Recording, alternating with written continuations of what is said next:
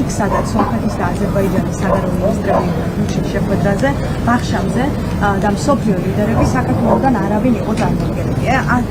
ასე ალაგებთ ურთიერთობას შტატებთან, ბატონები, რატომ არ ვიყავით? იქ სადაც უნდა ყოფილიყავით წესით, სადაც რეგიონის საკითხები განეკუთვნებოდა.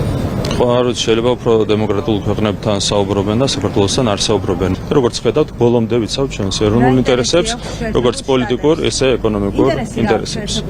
რეგიონის საკითხები ჩინეთი, რაც შეეხება შეერთებულ შტატებს, ჩვენ დიდი იმედი გვაქვს, რომ ურთიერთობები გადაიტვირთება, თუ Deep State დამარცხდება ამ ბრძოლაში, რასაც ქვია ბრძოლა Deep State-სა და ტრამპის ადმინისტრაციას შორის, ამ შემთხვევაში ურთიერთობები დაალაგდება. თუ გაიმარჯვებს Deep State, ამ შემთხვევაში გაგრძელდება სირთულეები, თუმცა ჩვენ სირთულეებსაც მიჩვეული ვართ ყველა შემთხვევაში, ჩვენ ბოლომდე დავიცავთ ჩვენს ეროვნულ ინტერესებს, ნახოთ როგორ გაგრძელდება პროცესები.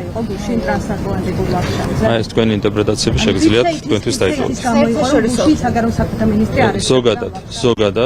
ზოგადად, როდესაც დამოკიდებულება არ იცვლება საქართველოს მიმართ, ეს ნიშნავს იმას, რომ კლავაც მძლავრობს Deep State-ი. ძალიან მარტივად არის საქმე Deep State-თან, ხო ვერ დავალაგეთ, იმიტომ რომ მათ უნდათ საქართველოში მეორე ფრონტის გახსნა.